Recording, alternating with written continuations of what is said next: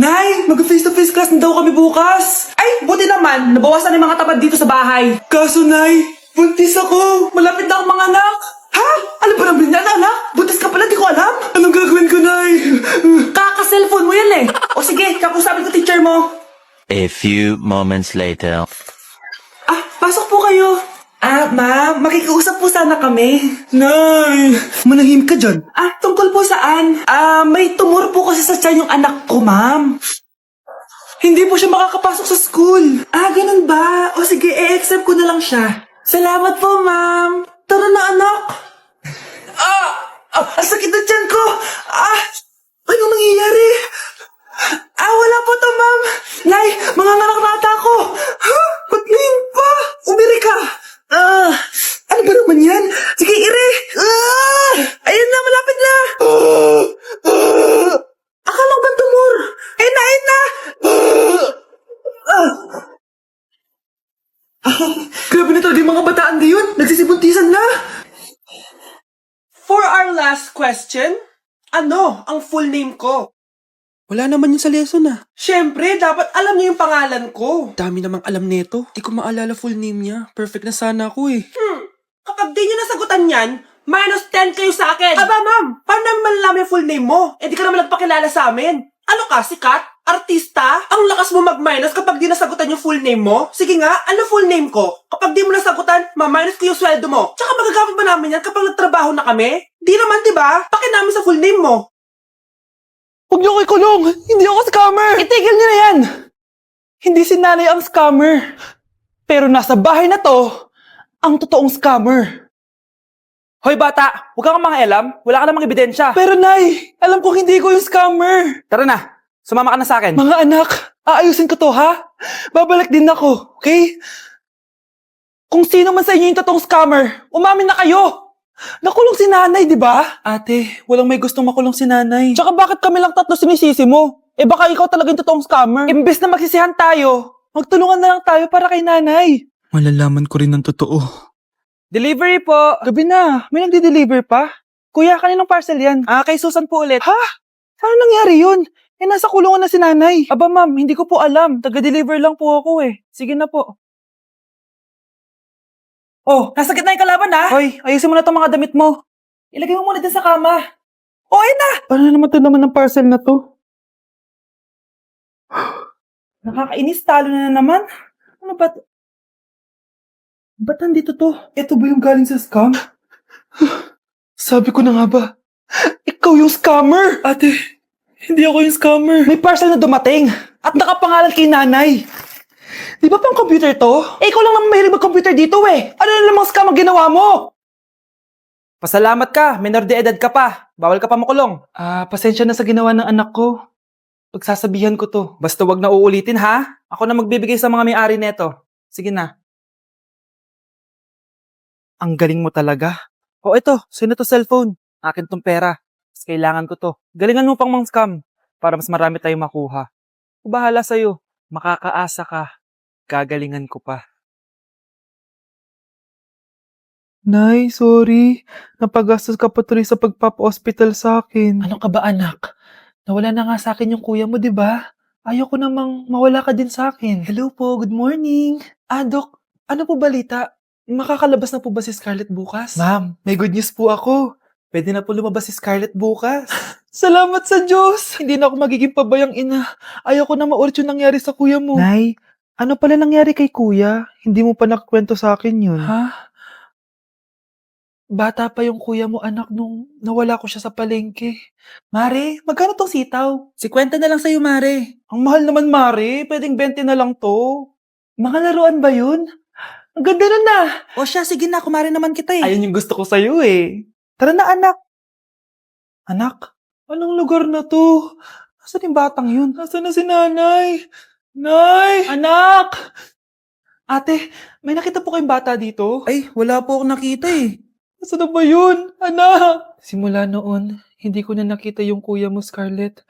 Hanggang sa may pumuntang pulis sa bahay natin. Ang sabi nila, patay na daw siya. Grabe naman yung nangyari kay Kuya Nay. Ang lungkot naman po pala nung nangyari sa kuya ni Scarlett. Sige na po, ma'am. Kailangan ko pa po bisitahin yung mga ibang pasyente. Sige po, Doc. Salamat po. Anak, ang importante, makakauwi ka na bukas. Opo, Nay. Makakapag-thirst trap na ako ulit.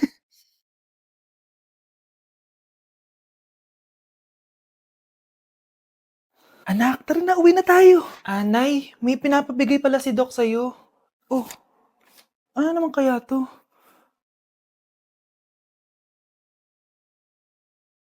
Paano nangyari yun? Bes, bakit ka absent kahapon? May pinuntahan kasi ako, Bes. Ano yan? Ba't mo tinatakpan yung bibig mo? Mabaho ba yung hininga mo? Ano kasi eh? Hala, naka-braces na si Scarlett! Kaya siguro absent siya kahapon. Bes, magkano yung braces mo? Di ba mahal yan? Rich kid ka siguro. 5K lang to, pero naka-promo kasi sila, kaya 3K na lang. Ako na rin nag-change ng rubber kasi kamahal man. Nandito ba si Scarlett? Present po, ma'am. Anong present? Ayusin mo nga magsalita. Sorry ma'am, di po kasi ako makapagsalita na maayos. Masyakit po kasi yung braces ko. Ay, wow, kala mo talaga. Anong ginagawa niya? Over naman sa pakita ng brace? Bes, ano yan? Ba't ganyan ka mag-tiktok? Siyempre para makita ng mga friends ko na may braces na ako. Ganon? Tsaka para ma-ROI ko na din to, no? Sige, Bes. Tinggalan pero sa basketball tampak hindi ka papagbigyan. Anak, sigurado ka na bang itutuloy mo yung pagpunta mo sa ibang bansa? Huwag ka na malungkot, Nay. Kailangan ko magtrabaho doon. Para sa inyo ni Kyle. Ate, mamimiss ka namin. Basta anak, ha? Palagi kang mag-iingat doon. Kapag inaabuso ka nila, tawagan mo lang ako. Ano ka ba, Nay? Think positive lang tayo, ha? Sige na, baka malate pa ako sa flight ko. Bye-bye na, mamimiss ko kayo. Bye, anak. Nay, tumatawag si ate. Talaga? Hello, anak. Kamusta ka na? Nay, nakuha ko na sweldo ko. Nagpadala pala ako sa inyo, ha? Kumain kayo sa labas. Salamat sa binigay mo, anak, ha? Okay ka lang ba? Kapag may problema ka, tumawag ka lang, ha? Opo, Nay. Mababait yung mga amo ko. Huwag ka mag-alala. Nay, may pinadala si ate, oh. Nakamaleta pa. Surprise, Nay! Mga damit at sapatos yan para sa inyo. Siyempre, may chocolate din. Naku, anak, nag-abala ka pa. Pero salamat, ha? Sana inipon mo na lang yung pinanggas mo dito. Okay lang, Nay. Tinaasan nga nila yung sweldo ko kasi magaling daw ako maglinis ng bahay. Sige, anak. Galingan mo palalo, ha? Wow, ang daming laman! The subscriber cannot be reached. Bakit di sumasagot si Scarlett? The subscriber cannot be reached. Baka busy. Anak, tumawag na ba ate mo? Ilang araw na siyang di tumatawag, Nay, may tumatawag. Ay, salamat sa Diyos, tumawag na. Hello, anak. Nay, may pinadala ulit sa ate. Ang bigat. Ano? Anong nawawala? Ano kaya naman nito? Hello? Hello?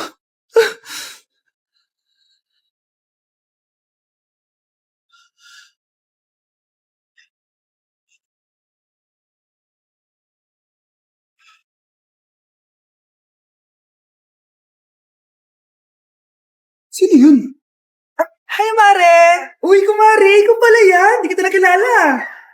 Dito ka pala nakatira, Mare. Akala ko maganda yung subdivision niyo. Ay, oo, maliit lang bahay namin. Tara, pasok ka. A few moments later. Anak, mag-bless ka sa bisita natin. Mayaman yan. Sige po, Nay. Bless po. Wow, may manners. O eto. 5,000? Thank you po! Yes! Ang ganda naman ng damit mo, Mare. Para kang may-ari ng isang malaking kumpanya. May-ari naman talaga ako ng malaking kumpanya, Mare. Pero salamat, O, etong para sa'yo. Lalakihin ko na, Kawawa ka naman. 10,000? Ba't ka pala napunta dito, Mare? Naghahanap kasi ako ng jowa ng anak ko. Bibigyan ko ng 1,000,000, brand new car, at house and lot kung sino man ang mapili ng anak ko. Ay, oo, Mar. Saktong-sakto, single tong anak ko. Hello po. Oh, eto na pala siya. Anday, ano ba yan? Ayoko sa kanya. Sumunod ka na lang, para yumaman na tayo. Ang pogi mo naman. Ako nga pala si Jana. Ako nga pala si... Mag-isip ka ng pambabaing pangalan. Venis! Ano sabi mo? Ha? Di ba lalaki ka? Bakit Venis pangalan mo? Ay, hindi niyo pa po alam? Bakla po ako. Hindi po kami talo ng anak niyo. Punyita ka talaga. Ay, hindi pala sila pwede, Mars. Sorry. Sayang, gusto pa naman kita. Jackpot na, naging bato pa. Langya kang bata ka! Yayaman na dapat tayo! Halika dito! Manda ka sa akin! Ay! Tulong na! Ang dami natin na pamilya, anak! Oo nga, Nay. Ang aesthetic nito. May ootsedi na naman ako. Anak, sino yun? Mukha silang masamang tao, Nay. Papunta sila dito, anak. Takbo na tayo. Sige, Nay. Anak, bilisan mo! A few moments later. Ano to? Bakit nyo kami kinidnap? Ano gagawin niya sa amin? Mukhang mamahalin yung dala niyong gamit dyan ah. Marami kayong pera, no? Bobo ka ba? Okay lang to. Nilagay lang namin sa paper bag para magbuka kami sosyal. Wow! Mukhang nakadalawa tayo ngayon, boss ah. Oh, bakit anak? Boyfriend ko to, Nay eh. Walang hiya ka? Bakit mo kami kinidnap? Aba, ayos yung boyfriend mo ah. Di ko naman alam na kinuha nila kayo. Eto ba trabaho mo? Nangingidnap? Part-time lang to. Ang mahal kasi na pinapabili mo eh. iPhone 13 Pro Max. Kala mo ganda mo. Ano pa hinihintay mo? Nakawan na natin sila. Malahimik ka dyan. Girlfriend ko yan, no? Bakit ko sila nanakawan? Isusumbong kita sa nanay mo. Teka lang. Hello, tita? Yung anak mo, nangingidnap. Oh. Punyeta kang bata ka? Pabigat ka na nga na may marwisyo ka pa? Manda ka sa akin. Lagot ka sa nanay mo. Aalis na ako dito. Ops! Akala mo makakatakas ka? Andito rin mga pulis. Huli niyo na to! Makukulong na naman ako.